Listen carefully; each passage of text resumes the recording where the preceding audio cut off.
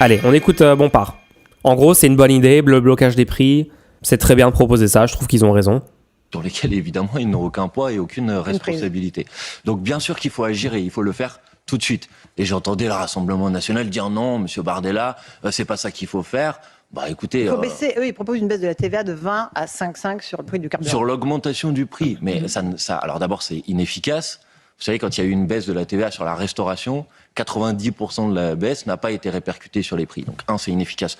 Deux, ça ne marche pas non plus parce que c'est 20% l'augmentation des taxes, sur l'augmentation. Donc, à chaque fois, les libéraux proposent les mêmes trucs. Ah bah du coup, on va baisser la taxe sur les produits pétroliers. Donc, ok, super.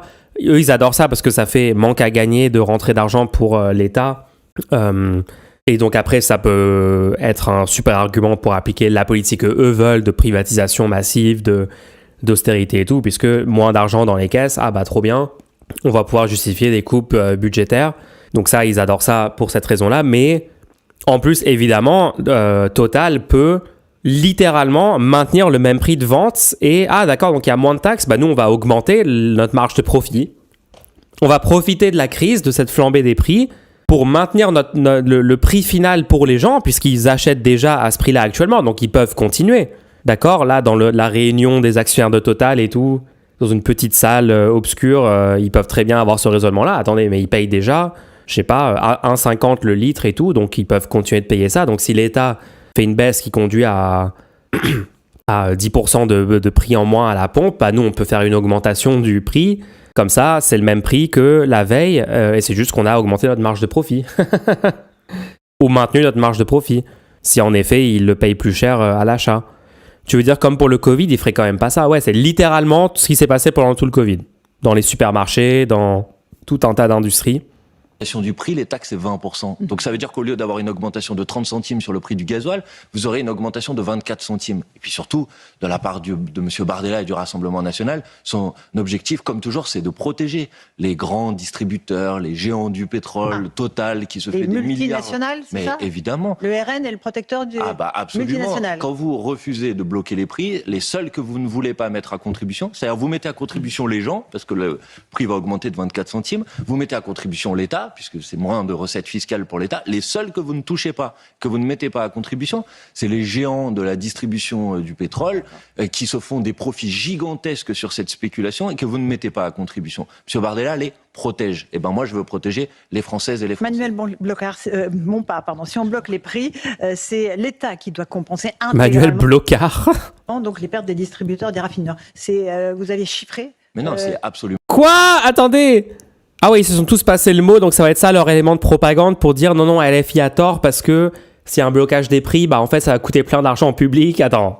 Mais comment quiconque pourrait gober cet argument ? C'est ça que je vous dis quand je vous dis j'arrive même pas à mettre à la place des droitards. Comment tu peux... Genre juste tu fais un schéma, t'as le consommateur qui va acheter, qui va faire le plein pour sa bagnole, t'as Total qui est là, t'as le pétrole qui est acheté par Total et t'as l'État français. Comment tu peux te dire, ouais, si le prix de vente entre Total et le consommateur, il est bloqué, vous devez vendre le litre à ce prix-là, comment tu peux te dire, mais du coup, c'est des pertes pour l'entreprise qui doivent être compensées par le service public? À quel moment ce truc-là peut convaincre qui que ce soit? Je comprends pas. Pas l'État, pardonnez-moi de vous le dire, qui doit compenser, c'est les distributeurs. Et c'est Manuel Blocage sur le plateau qui doit bloquer les arguments de merde. Mais non, c'est absolument pas l'État, pardonnez-moi de vous le dire, qui doit compenser, c'est les distributeurs qui sont contraints de ne pas pouvoir vendre le pétrole, le carburant, le gaz, l'électricité. Donc ça entraînera des pénuries peut-être. Absolument pas. C'est le risque. Écoutez, ça entraînera des pénuries.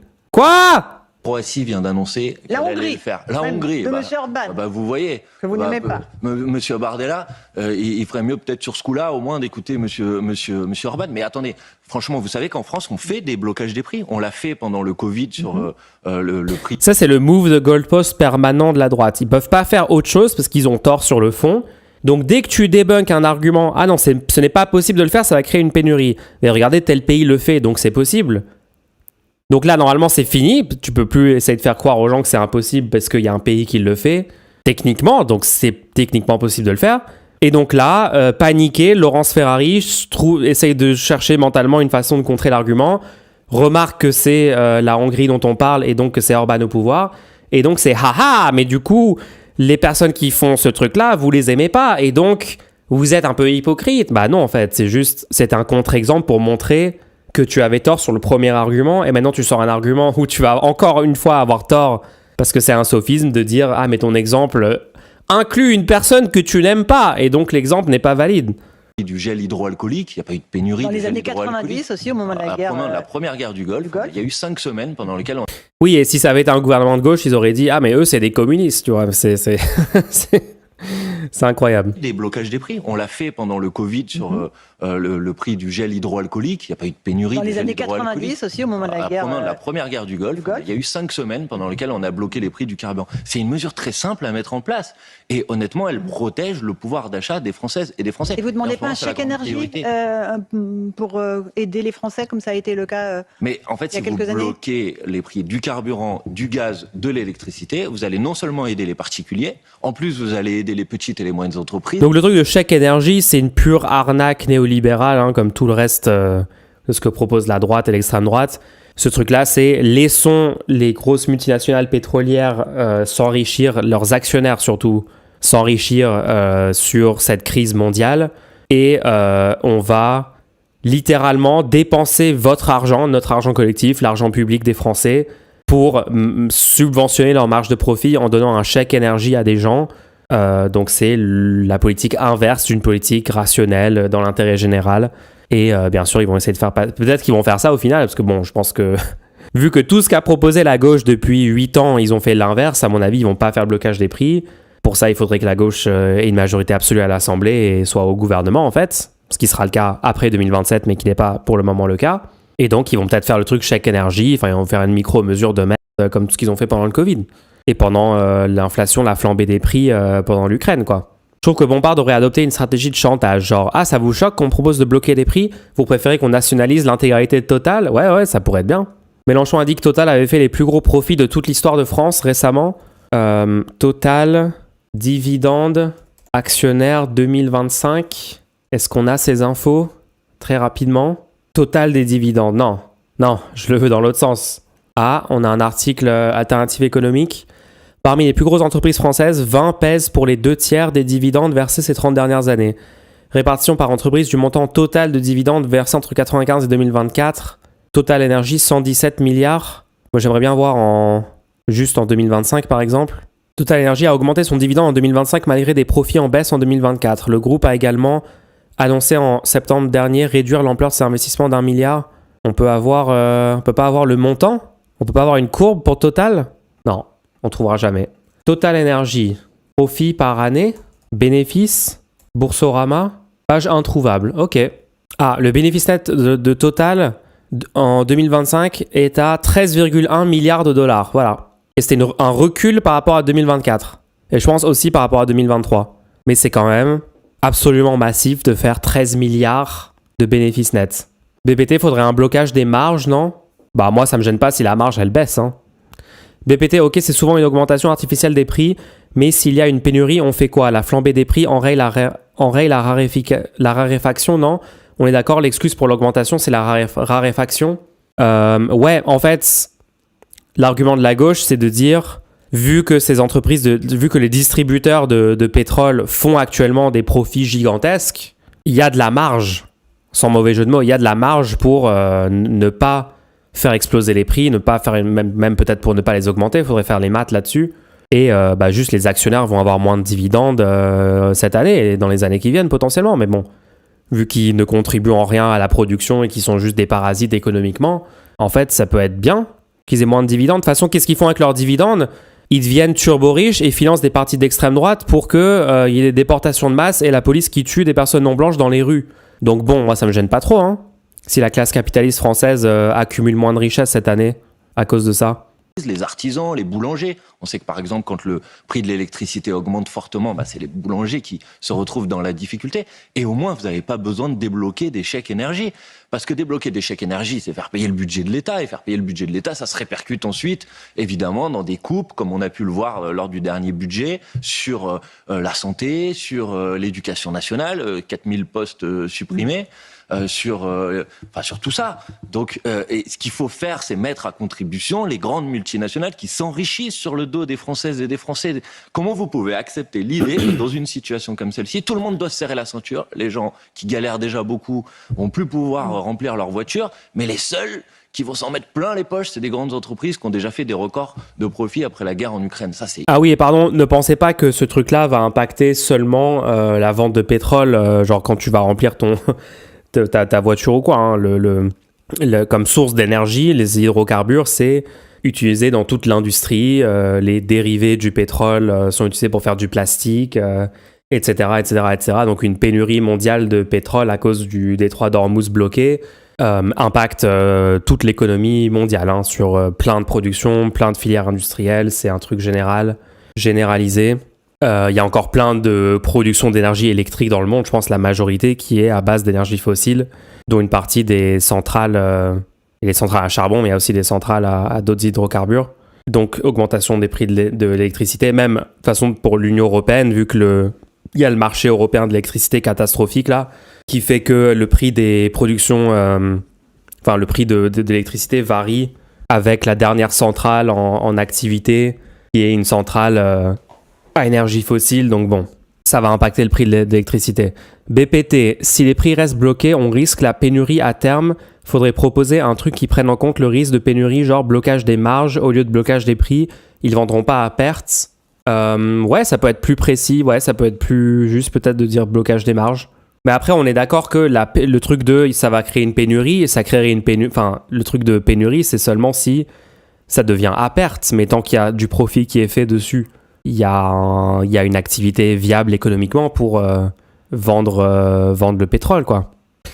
Après, c'est marrant, moi, dans des moments comme ça, j'aime bien aussi réfléchir à ça, c'est marrant de se dire, attends, mais on est d'accord que là, le truc on est tous en train de paniquer parce que le prix des énergies fossiles va augmenter et tout. Si on avait décarboné massivement l'économie, par exemple, je sais pas, en commençant il y a 10 ans, et là je parle pas que pour la France, hein, parce que bon, la France a déjà un certain niveau de décarbonation, dans l'électricité, pas vraiment dans le reste, mais bon. Mais si, en tant qu'humanité, on s'était dit, venez, on essaye de se passer des énergies fossiles, on essaye de faire de la production renouvelable massivement, de la production d'énergie bas carbone, d'électrifier un maximum de choses au lieu d'avoir des moteurs thermiques, des chaînes de production à base d'hydrocarbures. Si on avait fait tout ça, on serait en tant que société beaucoup moins impacté par des trucs comme la guerre qu'on a actuellement. Il y aurait peut-être d'autres choses qui impacteraient, mais bon, c'est marrant, je trouve, de réfléchir à ça. Genre, ah oui, peut-être si on avait mis un gouvernement réellement pro-écologie au pouvoir en France, par exemple, dès 2017, à tout hasard, la France insoumise, qui était en bonne position de l'emporter en 2017 déjà. Ils auraient pu être au second tour, ils auraient pu gagner, on aurait pu massivement investir dans les énergies renouvelables, dans les transports en commun, pour que les gens soient moins dépendants de leur voiture, dans des politiques rationnelles d'urbanisme, etc., au lieu d'avoir la droite. Ça aurait rendu la société beaucoup plus résiliente à des chocs comme ce qu'on va connaître avec la guerre en Iran. Voilà. Mais bon, Macron, il était jeune, dynamique, start-up nation, il avait un projet. Inacceptable, évidemment. Emmanuel Bompard, on est sur CNews et Europe 1. Emmanuel Macron a annoncé hier le déploiement d'une force défensive dans la région en Méditerranée orientale pour éventuellement aller vers le détroit d'Ormuz. 8 frégates, 2 porte-hélicoptères, le Charles de Gaulle. Il assume qu'il s'agisse d'une mission pacifique et défensive. Est-ce que vous le pensez ? Je ne vois pas comment on peut faire une mission défensive pour débloquer le détroit d'Ormuz, qui est partagé entre des eaux territoriales qui, pour partie, pour l'instant, sur la marine française n'est pas dans le détroit d'Ormuz. Elle est en Méditerranée orientale. Oui, mais donc je ne comprends pas ce que ça veut dire.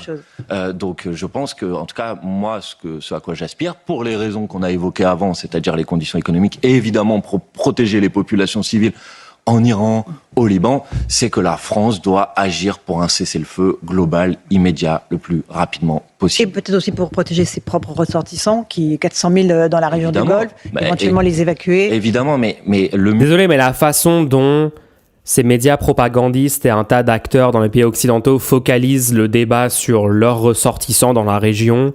Oh non, en fait, une école de 160 petites filles entre 7 et 12 ans qui se sont tous fait massacrer quand les secours et les professeurs, etc., sont venus essayer de sortir les corps des décombres. Il y a eu une deuxième frappe de Trump double tap pour massacrer un maximum de personnes innocentes. Oh non, mais les personnes françaises dans la région, qu'est-ce qu'elles vont subir? Israël explose un dépôt pétrolier qui va polluer l'air pour 15 millions d'habitants à Téhéran et dans les environs. Oh non, mais le vrai désastre humanitaire, c'est peut-être qu'il y a une personne qui a la nationalité de notre pays, de l'endroit où je suis aléatoirement né sur la planète. Peut-être il y a une personne qui a la même couleur dans son drapeau national que moi, qui va peut-être souffrir. Vous vous rendez compte le niveau de folie qu'il faut avoir pour avoir ça comme préoccupation avant tout? Genre, ah non, il faut qu'il n'y ait pas une personne de ma nationalité dans la région qui souffre. Ça n'a aucun sens. Mieux pour protéger tout. Les gens qui n'ont pas une nationalité française ne sont pas des humains. Ou leur souffrance est moins importante. Qu'est-ce que c'est que ces 400 000 dans la région du Golfe, éventuellement les évacuer. Évidemment, mais le mieux pour protéger tout le monde, c'est le cessez-le-feu, madame. Si vous obtenez le cessez-le-feu, alors vous protégez vos ressortissants et vous protégez l'ensemble des populations civiles. Parce que sinon, on est aujourd'hui face à un risque d'escalade. Donc la France doit condamner une guerre qui est une guerre illégale au regard du droit international, et la France doit agir pour le cessez-le-feu. Vous avez entendu l'appel du président de la République libanais qui appelle la France à lui venir en aide. Vous avez déjà plus de 500 000 Libanais qui sont obligés de se déplacer. C'est l'équivalent de la ville de Toulouse. Pourquoi ils ont été obligés de se déplacer? Parce que le Hezbollah a tiré sur Israël au lendemain de la mort de l'ayatollah Khamenei. Alors je crois pas. Mais comment c'est possible de faire de la désinformation aussi flagrante? Qui a attaqué en premier? Attendez, ils essaient de nous faire croire que le Hezbollah a attaqué Israël en premier. Attendez, je vais devenir fou. Ces gens sont tous des collabos. Oh là là. Désolé, il faut que je vous montre réellement ce qui s'est passé parce que là, c'est juste trop. Ça va trop loin. Attendez, j'essaie de trouver une source bien. Bon, de toute façon, c'est littéralement les USA et Israël qui ont démarré le conflit avec l'Iran en assassinant Khamenei, genre tout le monde le sait, je sais pas ce qu'il faut dire de plus que ça. Parce que le Hezbollah a tiré sur Israël au lendemain de la mort de l'ayatollah Khamenei. Alors je crois pas, madame. Ah si, je crois, moi, monsieur. Ah bon? Oui. Alors vous connaissez bien la situation. Vous êtes allé au Liban? Attendez, moi personnellement je suis pas allé au Liban, mais mon collègue Arnaud... Les arguments, c'est est-ce que vous êtes allé en Iran? Vous êtes allé au Liban? Si vous n'êtes pas physiquement allé dans votre vie dans ce pays, vous avez tort sur le sujet et moi j'ai raison. Les arguments courent de récré.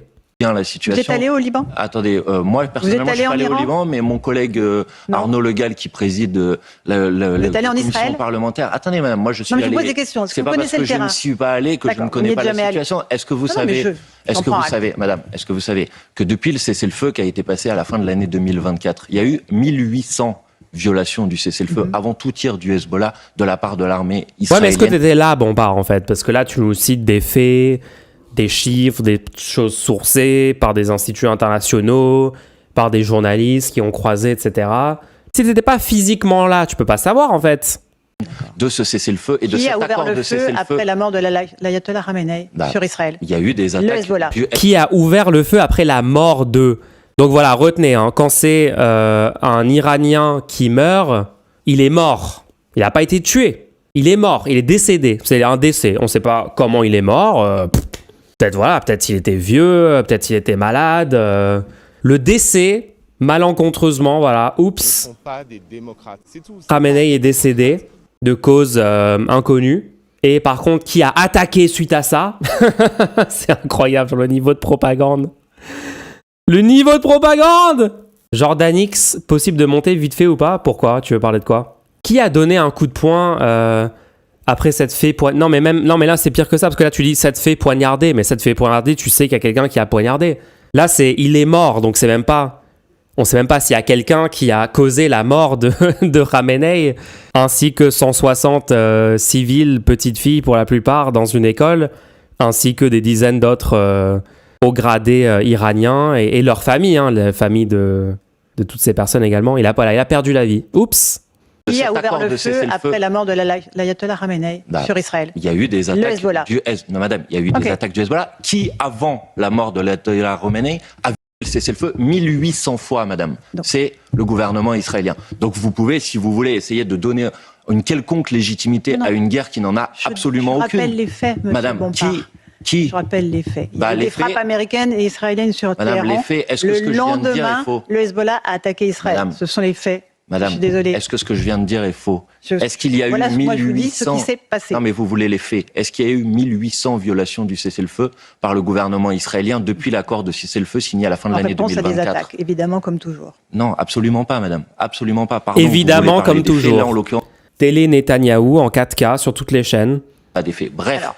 laissons de côté, si vous voulez, les responsabilités. Ce que l'on doit faire, c'est obtenir le cessez-le-feu le plus rapidement possible pour protéger les populations Alors, les civiles. populations civiles iraniennes qui sont massacrées par le régime des mollahs. Mais les populations civiles iraniennes doivent évidemment être protégées contre la répression du régime et contre les bombardements. Parce que quand vous avez des frappes américaines qui frappent une école dans laquelle vous avez 150 écolières qui sont tuées par des frappes américaines, il faut aussi les protéger, vous comprenez? Et personne ne croit, madame, ou alors vous n'avez tiré aucun enseignement de ce qui s'est passé en Irak, de ce qui s'est passé en Syrie, de ce qui s'est Non, mais passé je comprends en pas. Cette interview, c'est hier. Donc, il y avait déjà eu la nomination du fils de l'ayatollah comme nouveau ayatollah. Et du coup, la confirmation qu'il y a 0 changement de régime en Iran suite à ces frappes américaines et ce début de guerre. Afghanistan. Personne ne croit que vous allez libérer une population par une intervention militaire extérieure. Je pense que l'histoire nous l'a amplement démontré. D'ailleurs, vous vous souvenez le moment où le Venezuela a été libéré du joug de l'horrible dictateur Maduro? Donc si vous voulez, y compris protéger les populations civiles qui sont victimes de la répression du régime, vous ne leur rajoutez pas des bombardements d'armées étrangères. Est-ce que la France insoumise soutient le peuple iranien, le régime théocratique islamique? On se pose la question à Marseille. Jean-Luc Mélenchon a dit « Ils ne vaincront pas l'Iran. Il espérait que le régime s'effondre. Il ne s'est pas Madame, effondré. depuis- Est-ce que c'est non mais je vous pose la question très tranquillement. Est-ce que je c'est un vous soutien réponds. à la République Je vous islamique d'Iran? Est-ce que c'est un soutien? Ah, donc vous soutenez les mollahs, Mélenchon soutient les mollahs. Non, c'est juste que, géopolitiquement, actuellement, il faut que les US et Israël se fassent humilier dans ce début de conflit. Il faut qu'ils n'arrivent pas à reconstituer les stocks de missiles, antimissiles, du dôme de fer et des systèmes d'intercepteurs de missiles et de drones iraniens.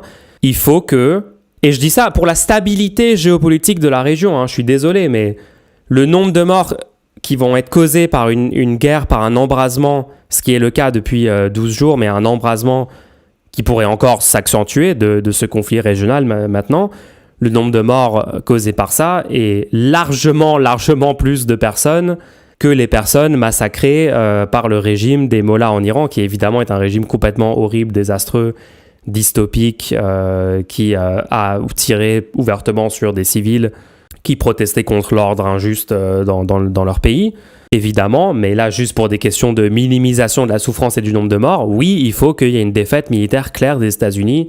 Je suis même tombé sur une chaîne d'un ancien pilote de l'armée de l'air, un pilote français, qui fait une analyse, genre en termes de stratégie militaire, de ce qui est en train de se dérouler, et c'est hallucinant. Enfin bon, on regardera ça une autre fois, parce que c'est trop long. Absolument pas. Je vous réponds très tranquillement aussi. Depuis le premier jour, et vous avez cité Jean-Luc Mélenchon, Jean-Luc Mélenchon fait partie des personnalités politiques en France qui n'ont jamais soutenu le régime iranien, à l'époque où Jean-Marie Le Pen était fait invité d'honneur à l'ambassade d'Iran. Hein. Le risque terroriste auquel Macron nous expose en nous embrigadant dans toute cette merde est énorme. Ah oui, en plus, oui, bien sûr. Jean-Luc Mélenchon, il combattait à ce moment-là, y compris le régime iranien. Moi, je fais partie d'un groupe parlementaire qui a parrainé des personnes qui étaient condamnées à mort en Iran. D'accord? Donc je n'ai aucune leçon à recevoir de personne. Par contre, ce que je dis, c'est que vous n'obtiendrez pas la libération du peuple iranien par une intervention militaire. C'est le peuple lui-même qui doit se libérer. Évidemment. Sauf qu'il est désarmé. Et il faut l'appuyer, et il faut l'aider. Okay. Et on peut faire des sanctions qui touchent le régime. Mais en l'occurrence, ce n'est pas par ce moyen-là que vous obtiendrez. Et d'ailleurs, ce n'est même pas l'objectif de Monsieur Trump, qui le dit lui-même, qui dit que son sujet, ce n'est pas la démocratie en Iran ou un changement de régime. Vous le savez très bien. Comme Monsieur Trump est allé enlever le président du Venezuela et qu'une partie des gens en France, même lui ne le disait pas, ont fait semblant que c'était pour la démocratie vénézuélienne et qu'aujourd'hui rien n'a changé. La vérité, c'est que M. Trump ne s'intéresse qu'à une seule chose, essayer de mettre la main sur les ressources naturelles. Tout le monde le sait et personne ne croit qu'il est guidé par quelque volonté démocratique que ce soit. Donc, vous êtes peut-être dans la tête de Donald Trump, pas moi. Ah non, je prends ses déclarations, madame, je ne suis pas dans sa tête, je prends exactement ses déclarations et je regarde les faits tels qu'ils sont. Une dernière question concernant... La source de Trump, les larbins de Trump et Netanyahou sur CNews, c'est pathétique les gens, mais comment en France on a autorisé des chaînes comme ça? Comment c'est possible? Les déclarations de la France insoumise, Rima Hassan dit l'Iran a le droit de se défendre, Israël a le droit de l'affermer. Est-ce que ça veut dire que c'est un soutien à la volonté connue des Iraniens d'éradiquer l'État hébreu de la surface de la terre? Non, absolument pas, madame. Ça veut dire quoi? Est-ce que Rima Hassan a dit du coup il faut rayer Israël de la carte, tuer tous les ressortissants israéliens et envoyer une bombe nucléaire sur ce pays? Est-ce qu'on doit interpréter Israël a le droit de la fermer de cette façon, oui ou non? Parce que moi, spontanément, quand je vois cette phrase, c'est ce que je... En toute honnêteté intellectuelle, c'est moi ce que j'entends quand elle dit ça, quoi. C'est une parodie, c'est impossible à parodier. Iranien d'éradiquer l'État hébreu de la surface de la terre. Non, absolument pas, madame. Ça veut dire quoi, Israël a le droit de la fermer? C'est une référence au fait qu'après les terribles attaques du 7 octobre, c'est ce qui a été utilisé pour justifier le génocide en cours à Gaza. Voilà ce que ça veut dire très précisément. Génocide en cours à Gaza? Oui, bien sûr, oui. Bah, si vous ne croyez pas... Aucune des instances internationales... Il n'y a pas des commissions de l'Organisation des Nations... Aucune des instances internationales valide le terme génocide. La réalité, c'est aucune instance internationale dit autre chose que le terme génocide pour décrire ce qu'Israël fait en Palestine depuis 3 ans. Dans n'importe quel pays normal, cette personne est virée instantanément de son poste dans un média, genre je sais pas comment, en 2026. En mars 2026, on est encore en train de nier le génocide en Palestine. Après minimum 70 000 Palestiniens massacrés par Israël, un tas de villes qui sont maintenant... discuté au passé, quand on parle de Rafah en Palestine, sur la page Wikipédia, c'est Rafah était une ville dans la bande de Gaza. On parle au passé parce que la ville n'existe plus, parce qu'elle a été complètement rasée, tous les bâtiments sont détruits, c'est un tas de poussière. Aucune instance internationale parle de génocide, juste toutes les instances internationales en fait. L'ONU, la CIJ, d'accord. Elle prend les instances internationales quand elle parle des meurtres du régime iranien, mais inversement, quand c'est inversement, elle les prend pas. Non, mais c'est juste la phrase elle-même est fausse. Enfin bon. Les Nations Unies, aucune des instances internationales. Il n'y a pas des commissions de l'Organisation des Nations Unies. Commission d'experts indépendants. Oui, commission d'experts indépendants. Donc ne dites pas aucune. Mandatée par la Commission des droits de l'homme de l'ONU. Est-ce qu'il y a des mandats de la Cour pénale internationale pour génocide, monsieur, vous le savez parfaitement. Très bien, madame. Vous le savez pour parfaitement. crime de Les guerre, mots ont un sens. voire crime contre l'humanité. Est-ce qu'il y a une commission internationale rattachée à l'ONU qui parle de génocide? Est-ce qu'il y a des rapports des ONG, y compris des ONG israéliennes qui parlent de génocide? Oui. Est-ce qu'il y a... J'adore parce qu'elle insiste sur c'est une commission indépendante, mais c'est bien en fait. Enfin, attends, quoi? Donc elle sous-entend que parce que cette commission est indépendante, elle est... réfléchissez 2 secondes. Comment on détermine s'il y a un génocide ou pas? Est-ce que par exemple, à observer les faits, ça pourrait rentrer en jeu dans déterminer s'il y a eu un génocide ou pas? Enfin, toujours en cours actuellement. Là, c'est juste, non, regardez, ces gens-là qui le disent sont une commission indépendante et on doit conclure de ça que ça n'a donc pas lieu. Wikipédia, génocide à Gaza. Le génocide à Gaza désigne la qualification défendue par la majorité des experts du génocide et du droit international, par les organisations internationales et non gouvernementales, par des rapporteurs spéciaux et une commission d'enquête relevant de l'ONU, ainsi que par de nombreux États, selon laquelle les actions menées par Israël à l'encontre des Palestiniens dans la bande de Gaza constituent un génocide. Cette qualification s'appuie notamment sur les déclarations des responsables israéliens visant à détruire toute ou une partie de la population gazaoui par le recours au massacre, au déplacement forcé, à la famine organisée, à la destruction de masse et de l'écocide. La CIJ, saisie par l'Afrique du Sud contre Israël, a appelé à se prononcer sur le fond au terme d'une procédure susceptible de durer plusieurs années, ordonne en janvier 2024 à Israël de prendre toutes les mesures conservatoires nécessaires pour protéger les Palestiniens contre un risque réel et imminent de génocide. Israël et certains de ses alliés, notamment les USA, contestent la réalité d'un génocide en cours dans la bande de Gaza. D'autres États, comme la France, attendent des conclusions de la CIJ pour se prononcer. En janvier 2026, le ministère de la Santé de Gaza estime qu'au moins 71 400 personnes ont perdu la vie dans la bande de Gaza, soit une personne sur 31. 85% de la population de Gaza a été victime de déplacements forcés. Je sais pas, genre à chaque fois je dois vous relire ces trucs. Enfin, je sais même pas à quel point... Moi, je pense qu'honnêtement, aujourd'hui, il y a quoi, moins de 10% des gens dans les pays occidentaux qui pensent pas que c'est un génocide? On est d'accord que leur propagande n'a pas fonctionné ces dernières années pour nous faire croire que c'était pas un truc qui avait lieu? Parce qu'encore dans les premiers mois, je pouvais avoir des discussions avec des gens autour de moi. Quand je disais le génocide à Gaza, il y avait peut-être quelques personnes qui tiquaient un peu sur le terme et tout. Autant depuis genre 2 ans, j'ai pas eu une seule personne. Bon, après, c'est argument par preuve anecdotique, donc c'est pas un argument, mais j'ai bien peur que ce soit un effet de bulle de gauche, ça. Non, je pense pas. Sondage Est-ce qu'on a un sondage sur les Français, genre qu'est-ce qu'ils pensent? Est-ce qu'ils pensent qu'il y a un génocide en cours à Gaza ou pas? Je suis sûr qu'il y a eu un sondage comme ça. Selon le dernier baromètre Odoxa, ça c'était en mai 2025, 74% des personnes interrogées soutiendraient la prise de sanctions contre Israël en cas de poursuite de l'offensive contre Gaza. 63% des sondés se disent également favorables à une reconnaissance de l'État de Palestine. Et sur le terme génocide, on n'a pas un sondage? C'est ça spécifiquement notre question. Un sondage révèle qu'un Français sur 3 estime qu'Israël commet un génocide à l'encontre des Palestiniens de Gaza. What? Ça date de quand ça? 16 avril 2024? Donc bon, c'était il y a presque 2 ans, donc c'est un peu tard. Enfin, c'est un peu daté, quoi, ces infos. Mais à l'époque, c'était quoi? Que pensez-vous des phrases suivantes? Israël met en place un apartheid à l'encontre du peuple palestinien. Oh, merci Badmulch. Je n'avais jamais entendu ces propos avant de répondre à cette enquête. 51%. J'ai déjà entendu ces propos et je pense que c'est vrai. 17%. J'ai déjà entendu ces propos et je pense que c'est faux. 15%. Donc dans les gens qui ont déjà entendu parler de ça... Ah non, il y a aussi je ne suis pas sûr. Non mais ce sondage est fait de façon très étrange, non? Parce que du coup, je sais pas, Israël commet un génocide à l'encontre des Palestiniens à Gaza. Si on prend que les gens qui ont déjà entendu parler de ce propos, il y a beaucoup plus, il y a presque le double de gens qui pensent que c'est vrai par rapport à des gens qui pensent que c'est faux. Donc le 2/3 est dans l'autre sens, quoi. Mais donc ça veut dire que le gros titre, il est très étrange par rapport aux données. Vous comprenez ce que je veux dire ou pas? Il est vachement bizarre le sondage. Ouais, je trouve qu'il est fait de façon étrange. Merci pour le sub, user ID déjà pris. En 2024, il y avait encore un max de propagande. Je pense que l'opinion publique en 2026 est encore plus opposée à ce que fait Israël en 2026 qu'en 2024, quoi. Là, c'était en plus début 2024. Par rapport à octobre 2023, les gens étaient moins conscients globalement. Le titre est un peu de mauvaise foi. On est d'accord que le titre est vraiment différent des données. Parce que si on dit, bon, les gens qui n'ont jamais entendu parler de ce propos, on va pas les prendre en compte, et les gens qui sont pas sûrs, on les prend pas en compte, bah en fait, il y a 2/3 des gens qui ont déjà entendu le propos qu'Israël fait un génocide, qui sont d'accord qu'ils font un génocide. Donc bon. Alors que le titre de l'article dit « Un Français sur 3 seulement estime qu'Israël commet un génocide à l'encontre des Palestiniens de Gaza. » Normalement, les gens qui ne savent pas, tu les sors de ton échantillon. Enfin, ça dépend comment tu fais, mais bon. En tout cas, il y a presque 2 fois plus de gens, déjà en 2024, qui pensaient qu'Israël faisait un génocide par rapport aux gens qui pensaient qu'Israël ne faisait pas un génocide. Honnêtement, je pense que je maintiens ce que j'ai dit tout à l'heure, ça doit être genre 90-10 ou peut-être 80-20 entre les gens qui diraient oui, c'est un génocide et les gens qui diraient non, ça n'en est pas un. 80-90% des Français admettent que c'est un génocide. Après, il y en a qui disent oui, c'est un génocide et c'est bien. Là, je suis sûr que les fachos peuvent avoir ces deux avis simultanément. On trouve 0 sondage en cherchant, c'est fou. Le niveau des médias français, des informations globalement en France est juste abyssal. Je pense que ça n'a jamais été pire qu'en 2026.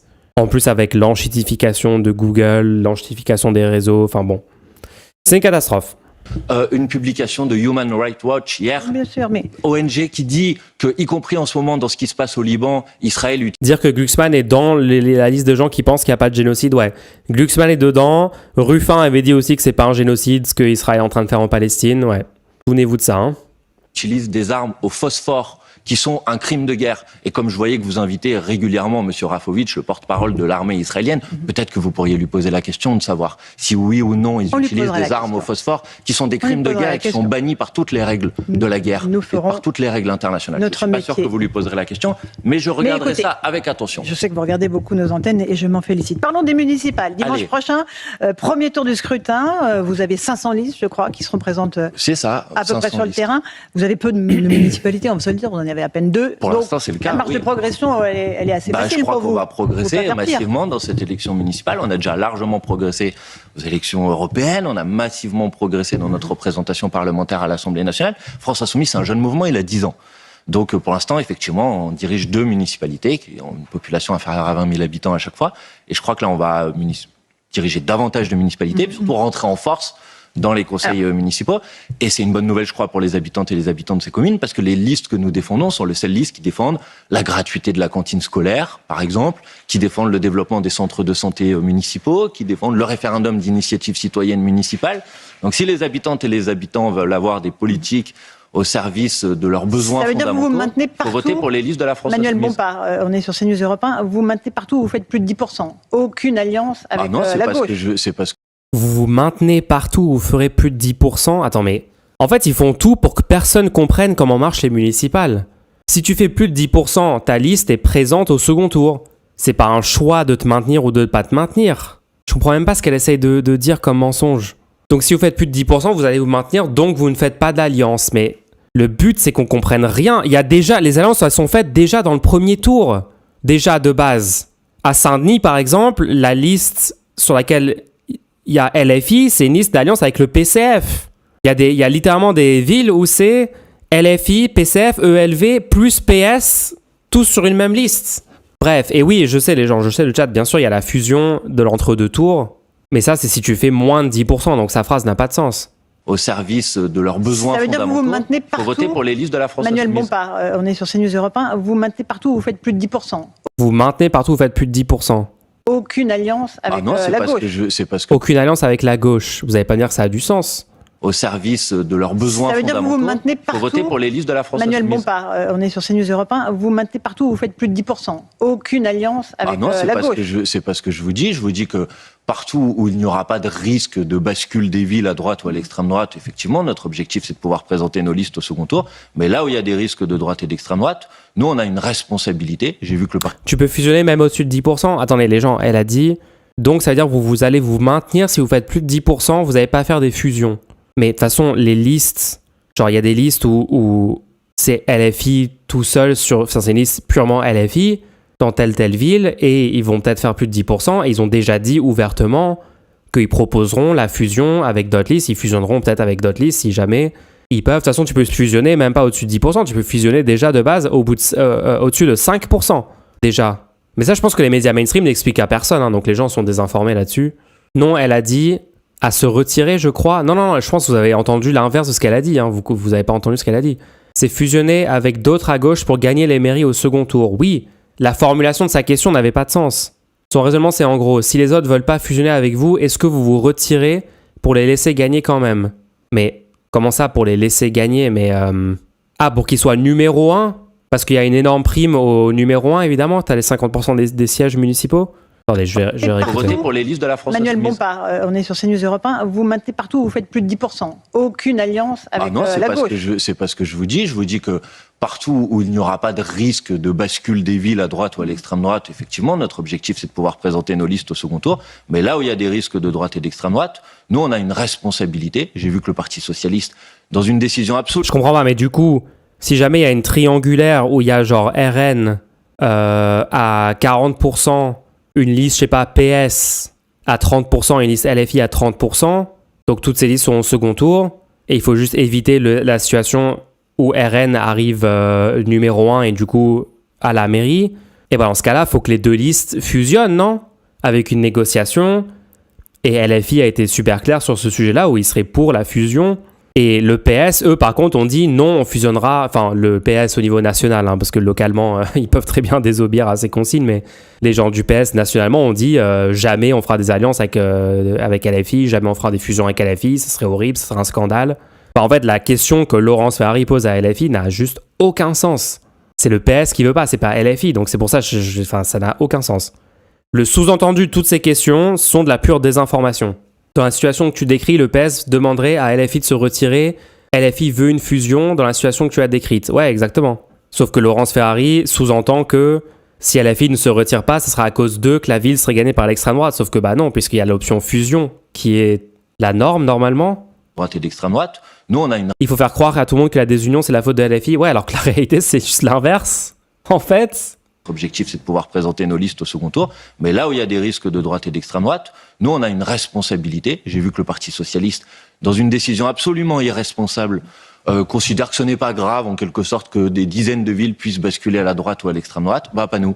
Donc nous, partout où nous sommes en tête au soir du premier tour, nous tendrons la main pour rassembler, battre la droite et Et l'extrême droite. l'inverse, Eh ben, si on n'est pas en tête... vous retirez vos listes? Non, on proposera de constituer ce qu'on appelle un front... Vous retirez vos listes, Bompard. Vous pouvez abandonner, s'il vous plaît. Vous pouvez quitter ces élections. Vous pouvez sortir du processus démocratique 2 secondes parce qu'en fait, on veut pas de vous.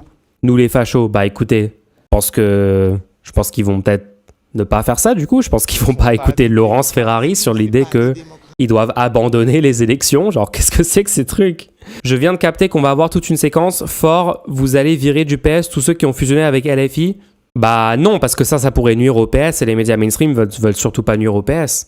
Donc ils vont complètement oublier. Si jamais il y a en effet plein de gens, plein de listes localement de gens PS, mais pas juste PS, il y a d'autres partis où ils ont été super anti-LFI, ils ont donné des gages sur les médias mainstream en disant ouais on fera pas d'alliance ou je sais pas quoi.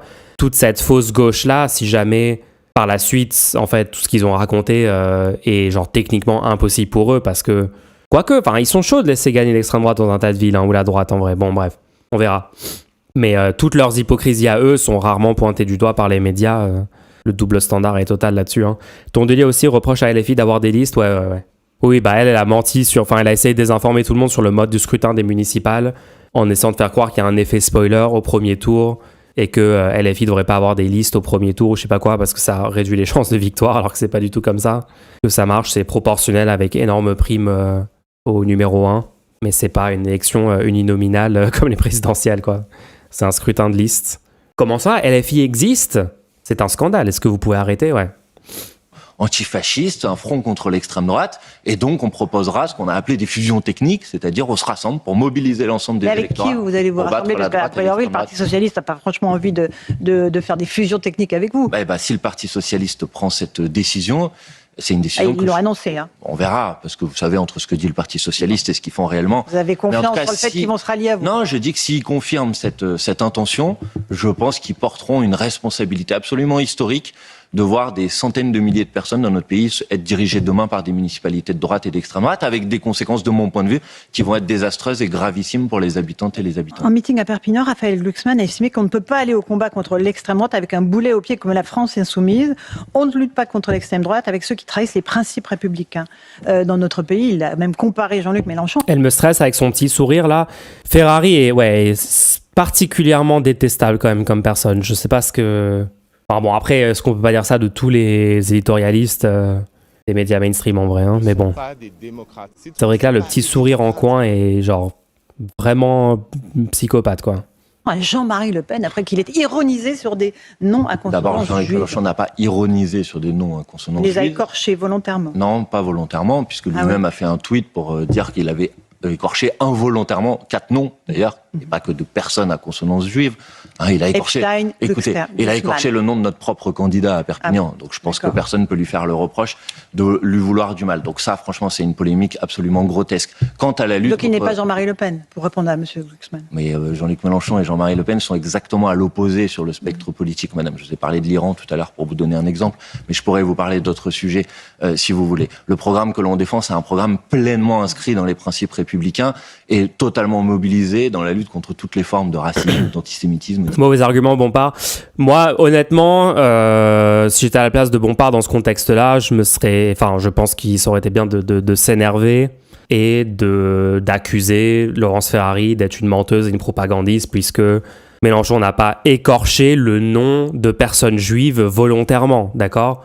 On est sur une fake news de haut niveau. C'est pas du tout ce qui s'est passé, en fait. Mélenchon a dit LOL, ils disent Epstein. Moi, je vais dire Epstein, parce que Epstein, c'est parce qu'ils veulent qu'on croie qu'il est russe, parce qu'ils veulent qu'on croie que c'est une affaire russe, l'affaire Epstein, etc. Alors que non. Donc, complotiste si vous voulez, ouais, petite ref complotiste et tout. Bon, après, il y a des arguments pour dire que oui, en effet, la presse française a en effet eu un traitement hyper biaisé de l'affaire Epstein et a été beaucoup plus prompt à pointer du doigt les liens avec la Russie que les liens avec juste la France, en fait, ou les liens avec le Royaume-Uni ou avec les États-Unis ou avec Israël ou avec un certain nombre d'autres pays, genre les pays occidentaux, quoi, du bloc géopolitique occidental. Donc, ok. Et Mélenchon n'a jamais prononcé le mot juif dans tout le meeting dont on parle. Il n'a pas du tout parlé de la judéité réelle ou supposée de Jeffrey Epstein. Pareil pour Glucksmann, je crois qu'il a dit Glucksmann. En vrai, ce meeting-là, je ne l'ai même pas écouté, mais j'ai vu un clip, je crois, il dit Glucksmann et il y a plein d'autres noms. Enfin, il devait être fatigué ce jour-là ou je sais pas quoi. Il a mal prononcé tout un tas de mots, de noms de personnes. Et d'ailleurs, pour celui-là, je pense qu'il s'est excusé. Donc bon, juste fake news ouvertement de Laurence Ferrari. Moi, je pense que Bompard aurait été légitime à snap à ce moment-là et dire vous êtes une menteuse, une propagandiste payée par Bolloré. Et tout le monde sait dans ce pays que vous mentez. C'est pas du tout ce qui a eu lieu. Il n'y a pas eu de référence à la judéité, à des personnes juives. C'est tout ça est juste une fake news, madame. Islamophobie, il n'y a pas de sujet sur ce sujet. D'ailleurs, aucun de nos candidats, contrairement aux plus de 20 candidats du Rassemblement national qui ont été impactés pointé du doigt pour des propos racistes ou antisémites. Bompard, il sait pas snap, ouais, c'est... Enfin, il a des très très bons arguments presque tout le temps, etc. hein, mais c'est vrai qu'il y a des petits moments comme ça où je trouve que stratégiquement, il reste trop calme. Bon, après là, on parle de rhétorique et tout, mais... Il n'y en a aucun à la France Insoumise. Il ne faut pas raconter n'importe quoi. Quant à la lutte contre le Rassemblement National, M. Glucksmann veut faire alliance avec M. Hollande. Vous savez, entre 2012 et 2017, la gauche dans ce pays, elle a perdu 20 points aux élections. En 2012, le Rassemblement National n'était pas au deuxième tour. En 2017, il l'était. Dans l'intervalle, c'est M. Hollande qui a dirigé le pays pendant 5 ans. Donc c'est la gauche qui est responsable de la montée du Rassemblement National dans le pays ? Je pense que pas la gauche. La trahison de la gauche, le social-libéralisme, le quinquennat Hollande. Je pense aussi que ça fait genre 5 ans que je le dis, vous allez dire je suis obsédé par ça ou je sais pas quoi, mais il faut vraiment arrêter de mettre PS dans la catégorie gauche. Genre vraiment là, il fallait déjà le faire suite au quinquennat Hollande et ne jamais céder sur le concept que le PS serait un parti de gauche. Malheureusement, ça n'a pas du tout été fait suffisamment. Il y avait Mélenchon qui disait clairement Hollande n'est pas du tout de gauche et les gens au PS qui veulent faire cette politique-là sont pas des gens de gauche et tout. Certaines personnes le disaient. Tu es vraiment obsédé. Non, mais c'est pas que non, mais non, c'est juste, c'est valide en fait. C'est pas un parti de gauche, donc il faut. Et là, il faudrait par exemple, deuxième opportunité. Après, il y a eu le quinquennat Hollande, il y a eu plein d'autres moments. Un moment fort où c'était le moment parfait pour recommencer à qualifier le PS de parti de droite, c'est évidemment avec la non-censure de Le Cornu, avec le ralliement du PS au bloc macroniste et tout. À partir de ce moment-là, ça aurait été pas mal quand même que, unanimement dans les médias, les gens réellement de gauche refusent de dire le PS est de gauche, voilà, commencent à mettre cette étiquette politique-là correctement, c'est-à-dire sur d'autres partis que le PS, pas sur le PS. Un moment fort, oui, évidemment. Faut les appeler les traîtres du PS. Oui, traîtres, c'est vrai aussi, mais il faut aussi dire que c'est pas de gauche du coup, puisque si des gens de gauche, dans une alliance de gauche, le NFP, auraient respecté le fait de censurer un gouvernement de droite, tout simplement. Sinon, comment tu peux être de gauche si tu négocies avec le gouvernement de droite pour le maintenir en place en échange de sièges et en prétendant avoir obtenu une concession sur la réforme des retraites qui est évidemment un mensonge. Donc, d'ailleurs, vous avez remarqué, plus personne en parle du truc de ah non, mais maintenant, la retraite à 64 ans a été suspendue et tout, puisqu'en fait, tout le monde sait que c'est faux. Donc, cet arc-là de propagande est mis de côté et maintenant, on avance en n'en parlant plus, alors que on sait très bien que c'était une fake news, quoi. Le problème, c'est qu'on a besoin du PS pour faire des fusions municipales. Alors, localement, dans certains contextes, ça va être peut-être OK stratégiquement de le faire, si jamais, en effet, telle personne, membre du PS, a fait une politique pas trop horrible la dernière fois qu'ils étaient dans le mandat sortant ou à un autre moment ou je sais pas quoi, ça peut être très variable selon la localité. Et si vraiment c'est un contexte où je sais pas, le truc le moins pire à faire c'est de faire ça potentiellement, ok, localement, mais à aucun moment ça nécessite que des cadres de gauche sur les plateaux télé qualifient le PS de parti de gauche en fait. Le fait de peut-être localement dans certains endroits devoir stratégiquement faire ça quand même dans ces municipales ne veut pas dire que du coup, il faut absolument dire le PS est en effet dans la catégorie gauche. Vous voyez ce que je veux dire ? Ça n'a pas de lien. Vous pouvez dire que le PS, c'est un parti de droite et par contre, dans tel contexte, peut-être pour éviter un truc encore plus de droite, encore plus extrême droite et tout. En vrai, j'en sais rien. Moi, je ne connais pas. Vous avez des exemples de villes où ce truc-là est pertinent ? J'avoue que les municipales, j'ai pas regardé ultra en détail dans toutes les villes, dans quel contexte ça pourrait être OK de faire une liste commune PS, mais...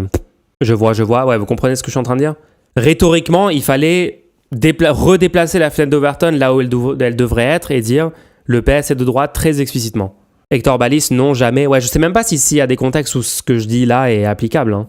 À Toulouse, à Paris ? Non, pas à Paris, non. À Clermont ? Ok, bon, je verrai. A fait effectivement beaucoup de mal à la gauche et a servi de carburant à la progression de l'extrême droite. Et malheureusement, ça s'est poursuivi ensuite avec les politiques Donc Macron. vous pourriez vous associer avec des gens du Parti socialiste après avoir dit ça ? Mais moi... Je vous rappelle qu'il suffit qu'une liste réellement de gauche, avec peut-être LFI dedans, peut-être d'autres personnes, il suffit que cette liste-là arrive numéro 1 au second tour pour que la mairie soit acquise. Hein. On l'a regardé, le stream d'hier, on a réexpliqué en détail le mode de scrutin des municipales. Je dis ça, donc je suis assez clair, je pense, sur mes désaccords. Je ne crois pas que tous les socialistes soient d'ailleurs d'accord avec le quinquennat, le bilan du quinquennat de François Hollande. Pour autant, je sais prendre mes responsabilités et je sais les conséquences dramatiques d'une ville dirigée par le Rassemblement national. Parce que j'entends parfois des gens dire « Oui, mais on n'a jamais essayé, on va essayer ». Ah bah si, on a essayé, madame, on a essayé. Quand à Hénin-Beaumont, le maire du Rassemblement national privatise la piscine, bah à la fin, c'est 70% de plus cher. Et dans toutes les villes, c'est des élus... Là, on rentre dans le détail de certaines...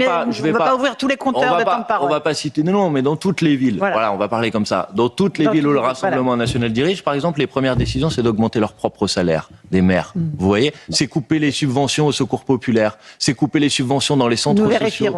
Ah bah vous pouvez vérifier, madame. Vous pouvez vérifier les informations que je viens de dire. Je ne peux pas donner d'exemple concret, mais vous pourrez les vérifier. Mélenchon a dit que là où c'était possible de se retrouver sur un programme commun, il y aurait des fusions réelles, et ailleurs, s'il y a danger de l'extrême droite, fusion à la proportionnelle des voix au premier tour, chacun restant sur sa ligne. C'est ce qu'LFI va proposer en fait. Et si c'est avec un truc PS et le PS refuse ça. À Nantes, le PS a annoncé qu'il n'y aurait pas de fusion, la droite peut passer. Ouais, bon, on verra. Venez, on parle de ça dans l'entre-deux tours, d'accord ? Déjà, on se focalise sur le premier tour des municipales. Ils se maintiennent si le PS refuse, je pense. Ouais, je pense qu'ils ont raison. Enfin, de toute façon, ça dépend. Enfin, il y a aussi la discussion de lesquels sont devant lesquels, quoi. Est-ce que la liste LFI est plus haute que la liste PS déjà au premier tour, oui ou non ? Si elle est plus haute, déjà, bah, ça n'a aucun sens de discuter de se retirer, vu que c'est la liste la plus forte de gauche. S'ils refusent, on peut pas les forcer, mais bon, vont-ils tenir leur parole ? Ouais, bon, on parlera de ça après, quoi. On parlera de ça après. Il y a des socialistes qui veulent un cordon sanitaire, quasiment autour de LFI. Vous sentez comme les pestiférés à gauche ? Moi, j'ai plutôt l'impression que le cordon sanitaire pour protéger la République, aujourd'hui, c'est la France insoumise. Y compris quand je vois la dérive absolument stupéfiante de la droite. Quand j'entends, par exemple, la candidate... alors, il ne faut pas que je cite de nom. Une candidate à reprendre le slogan qui a été le slogan elle dit qu'elle ne savait pas. C'est comme Jean-Luc Mélenchon, elle n'a pas fait exprès. Ah, bah, je ne crois pas qu'elle ait dit ça et je ne crois pas qu'elle se soit excusée. Bref, quand je vois la dérive à laquelle une partie de la droite dans ce pays aujourd'hui se livre et est en train de fusionner avec l'extrême droite, je pense qu'heureusement qu'il y a la France insoumise pour défendre les principes de la République. Un tout petit mot des écologistes. Marine Tondelier, pareil, a dénoncé une ingérence de LFI. La France insoumise est une stratégie de désunion. Elle veut transformer les municipales en champ de ruines pour la gauche. Ce sont vos partenaires, pourtant. Bah, écoutez, c'est précisément... Avec des amis comme ça, pas besoin d'ennemis. Mais vous avez entendu ce que je vous ai dit, c'est précisément l'inverse. Nous, on propose au deuxième tour des élections municipales de constituer partout un front antifasciste pour battre la droite et l'extrême droite. Si Madame Tondelier... Et qui est fasciste pour vous ? Parce qu'on a l'impression qu'à part vous, tout le monde est fasciste. Ah non, pas à part nous, tout le monde est fasciste. Alors, mais si vous... En fait, Laurence Ferrari, c'est vraiment la rhétorique de genre d'un troll facho de chez Zioclo à 4h du mat dans un vocal Discord. Ah ouais, vous utilisez le terme fasciste, mais du coup, fasciste pour vous, c'est genre tout le monde sauf vous, non ? Pas vrai ? C'est un concept quand même. Le suprémacisme, le fascisme, si vous ne l'identifiez pas dans les programmes politiques de celles et ceux qui veulent faire régner partout la loi du plus fort, qui veulent détruire le droit international à l'échelle internationale, qui veulent petit à petit imposer des politiques qui sont des politiques discriminatoires, y compris qui classent les Françaises et les Français en deux catégories, considérant qu'il y a en quelque sorte des vrais Français et des Français de papier. Si ça ne vous paraît pas une politique suprémaciste d'inspiration fasciste, pardonnez-moi, dans ce cas-là, on n'a pas les mêmes références historiques. Définissez fasciste. Je pense que l'extrême droite a un programme, évidemment, qui a un Citez programme les 14 points d'Umberto Eco. Je pense qu'il y a une partie de la droite, aujourd'hui dite républicaine, qui malheureusement, petit à petit, se rapproche de ses positions. Quand M. Retailleau, président du Parti Les Républicains... Il est fasciste, lui aussi. Bah, écoutez, vous en voyez beaucoup. Madame, vous pouvez rigoler sur ce sujet, mais quand j'entends des gens comme M. Retailleau... Il est fasciste, lui aussi, ça fait beaucoup, hein. Vraiment la boumeuse bourrée au repas de famille... Il y a le somme que ses arguments contre son fils antifasciste ne fonctionnent pas autour de la table. C'est incroyable, hein. Laurence Ferrari, c'est quand même quelque chose. Reconquête, RN, LR égale fasciste, ouais. Et honnêtement, à ce stade, une bonne partie des macronistes. Hein. En tout cas, ils font des actions au jour le jour qui avantagent la prise de pouvoir des fascistes en France. Donc, bon, il y a peut-être une micro-différence, mais bon, les conséquences... Moi, je n'aurais jamais regardé les conséquences, en vrai, pour déterminer ce que les gens sont. On regarde les conséquences de leurs actions. Dire qu'il y a une partie des Français qui sont en régression vers leurs origines ethniques, hein, je cite les propos tels qu'ils sont, c'est-à-dire en quelque sorte qu'il y aurait des races inférieures, C'est ça, et qu'une partie des Français sera en régression Vous vers pensez que c'est ses ça que origines voulait dire M. ethniques. Retailleau? Je sais pas, régression vers les origines ethniques, à votre avis, ça veut dire quoi? Moi, je n'ai pas la réponse, je Bah, ne vous l'ai lui pas poserez entendu. la question, il répondra, mais moi je crois que c'est ça que ça veut dire. Ah, la lâcheté! Oh, la lâcheté de Laurence Ferrari. Ah ouais, bah vous pensez que ça veut dire quoi, du coup, cette phrase, si c'est pas un truc raciste? Oh bah je ne sais pas, faut lui demander, je sais absolument pas. C'est vraiment le truc de, tu veux mettre un petit doigt de pied comme ça dans le concept de débat politique, de débat contradictoire politiquement, et dès que t'es en difficulté, oh non, tu retires, oh non, j'ai rien fait, non. La lâcheté. J'ai pas entendu, je sais pas. Ah non, finalement, je suis pas, vas-y, bon, on passe au prochain sujet. Ah oui, je considère que c'est des propos qui sont inacceptables. Et voir ces gens-là se prétendre ensuite les défenseurs de la République ou les gens aptes à pouvoir mettre un cordon républicain contre qui que ce soit, franchement, ça me ferait presque sourire si c'était pas dramatique. Donc c'est vous les défenseurs de la République? Évidemment. Ah oui. Évidemment que le programme que l'on défend, c'est le Faudrait prévenir Laurence Ferrari que juste dire des phrases sur un ton légèrement sarcastique, dire des phrases vraies sur un ton légèrement sarcastique en se disant ouais, c'est suffisant comme rhétorique, non, de juste répéter ce qu'il dit en le tournant un peu sarcastiquement, peut-être ça va convaincre les gens. En fait, non, c'est pas suffisant du coup, tu passes juste pour une personne très, très, très profondément stupide. Genre, c'est pas dramatique. Donc c'est vous les défenseurs de la République? Évidemment. Ah oui. Évidemment que le programme que l'on... Donc en fait, vous êtes pro-démocratie finalement. Ah ouais, d'accord. Donc en fait, vous dites que c'est vous les gens qui sont contre les racistes en fait, le racisme. Eh ben dis donc. Et vous voulez augmenter le SMIC? Hein, vous allez me dire ça aussi? Ah bah oui, bien sûr, bah oui, évidemment. Ah bah oui. Et vous voulez aussi mettre la retraite à 60 ans? Lol. Et voilà, j'ai gagné le débat. Genre, y a rien, c'est du vide. Faut argumenter en fait, faut des arguments. On défend, c'est le programme qui défend les principes républicains, l'égalité entre tous les citoyens, le refus de toute forme de racisme et de discrimination, et puis la bataille pour la justice sociale, la justice fiscale. Oui, bien sûr, c'est la France insoumise qui défend ses positions, madame. Et n'en déplaise aux polémiques médiatiques qui, bien souvent, s'appuient sur des interprétations absolument honteuses de nos propos, sur des caricatures, ou parfois, vous l'avez peut-être vu hier, sur des ingérences. Puisque maintenant, on apprend vous avez qu'y compris parlé la d'ingérence russe, c'est ça? Ah non, pas d'ingérence Pas russe. forcément C'est russe. le journal Le Monde qui a publié hier un article qui dit que dans cette campagne des municipales, les candidats de la France insoumise sont ciblés par des agences d'influence qui créent des faux sites avec des faux comptes sur les réseaux sociaux pour propager des fausses informations contre nous. Donc je dis aux électrices et aux électeurs, soyez vigilants contre ces influences et allez consulter les programmes, votez sur la base des programmes. Pas des caricatures et des bêtises que vous entendez parfois à la télévision, parce que parfois c'est fait sur la base d'agences d'influence et ça nous attribue des positions qui ne sont pas les nôtres. Manuel Bompard, merci beaucoup. Merci C'était à votre vous. grande interview sur CNews et sur Europe 1. Bonne journée. Ouais, ok, 20 minutes, grande interview. Waouh, l'odeur de CNews, hein, c'est un concept. Moi, alors, je répète que je trouve que Bompard était trop gentil, mais bon. Chez moi, ils sont, spoiler maxing, un candidat RN seul à droite et 4 listes présentées comme de gauche, dont 2 factions d'insoumis. Bruh, ouais. Faut vraiment que Mulch aille sur un plateau télé un jour. Moi, j'y vais tous les jours de la semaine, si j'ai l'occasion, avec plaisir. Mais de toute façon, je pense que dans le cadre de la campagne, ça se fera, hein, dans la primaire.